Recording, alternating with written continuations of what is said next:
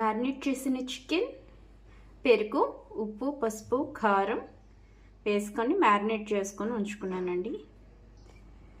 ఇక్కడ అల్లం, వెల్లుల్లి, ధనియాలు, జీలకర్ర, మిరియాలు, చెక్క, లవంగ ఇది పేస్ట్ చేసుకుందాము. ఇక్కడ నూనె వేడెక్కిందండి. నూనె వేడెక్కిన తర్వాత ఇందాక రుబ్బుకున్న మసాలా ముద్ద కొంచెము మ్యారినేట్ చేసిన చికెన్ని వేసుకొని ఇది బాయిల్ అయిపోవాలండి. కంప్లీట్గా నీరంతా కూడా ఇంకిపోయేంత వరకు స్టవ్ మీద ఉడికించుకుందామండి.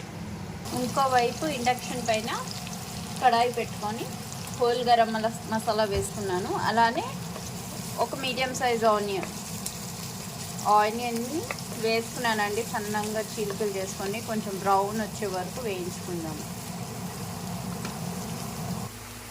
ఆనియన్స్ బ్రౌన్ అయ్యాయి కదండి. ఇప్పుడు రుబ్బుకున్న మసాలా అండి, ఇందాక మిక్సీ చేసుకున్నా కదా మసాలా, జింజర్ గార్లిక్ పేస్ట్, అది ఉప్పు, పసుపు, కారం వేసుకున్నానండి. ఇందులో మనము రైస్ వండుకుందాము.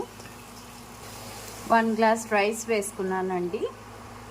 ఇక్కడ రైస్ ఇంచుమించు కుక్ అవుతుందండి. 70% కుక్ అయింది. ఇప్పుడు చికెన్ బాయిల్ చేసుకొని ఉంచిన వాటర్ని వేసేసుకోవాలి.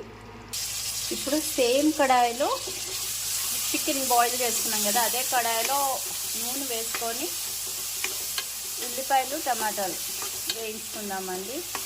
ఇవి 3 చిన్న size tomatoes and 1 medium size ఉల్లిపాయ మంచిగా వేయించుకుందామండి. ఉల్లిపాయ, టమాటా బాగా వేగిందండి. వేగిన తర్వాత దీంట్లోన ఉడకపెట్టుకున్న చికెన్ వేసుకుంటున్నాను.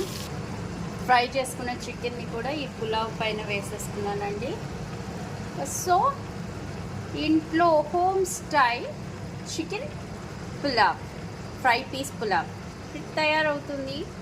ఒక సిమ్లోన పెట్టి ఒక 15 మినిట్స్ ఉడికిపోతే రెడీ అండి మనది home style chicken fry piece pulao.